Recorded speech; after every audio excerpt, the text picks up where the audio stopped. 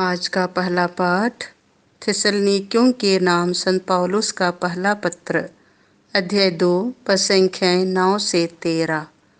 हम आपके बीच सुसमाचार का प्रचार करते समय दिन रात काम करते रहें। भाइयों, आपको हमारा कठोर परिश्रम याद होगा।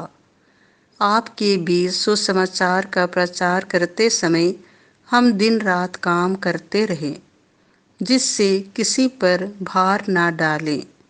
आप और ईश्वर भी इस बात के साक्षी हैं कि आप विश्वासियों के साथ हमारा आचरण कितना पवित्र, धार्मिक और निर्दोष रहा। आप जानते हैं कि हम पिता की तरह आप में से प्रत्येक को उपदेश और प्रोत्साहन देते और अनुरोध करते थे कि आप उस ईश्वर के योग्य जीवन बिताएं, जो आपको अपने राज्य की महिमा के लिए बुलाता है।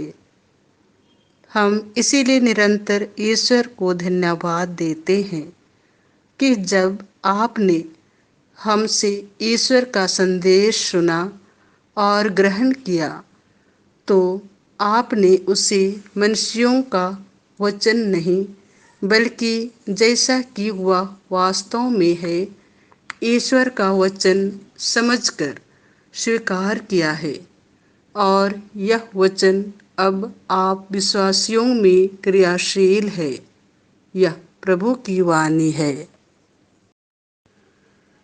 संत मत्ती के अनुसार पवित्र सुसमाचार, अध्याय 23, पद संख्याएं 27 से 32। तुम नबियों के हत्यारों की संतान हो। यीशु ने यह कहा, ऐ ढोंगी शास्त्रियों और फरीसियों, धिक्कार तुम लोगों को। तुम पुती हुई कब्रों के सदृश हो, जो बाहर से तो सुंदर दिख पड़ती हैं, किंतु भीतर से मुर्दों की हड्डियों और हर तरह की गंदगी से भरी हुई हैं।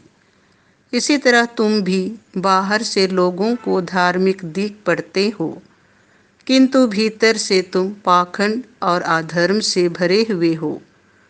ऐ ढोंगी शास्त्रियों और फरीसियों, धिक्कार तुम लोगों को। तुम नबियों के मकबरे बनवाकर और धर्मात्माओं के स्मारक संवार कर कहते हो, यदि हम अपने पुरखों के समय जीवित होते तो हम नबियों की हत्या करने में उनका साथ नहीं देते।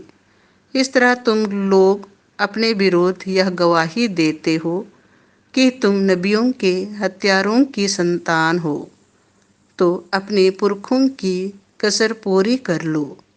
यह प्रभु का सुसमाचार है।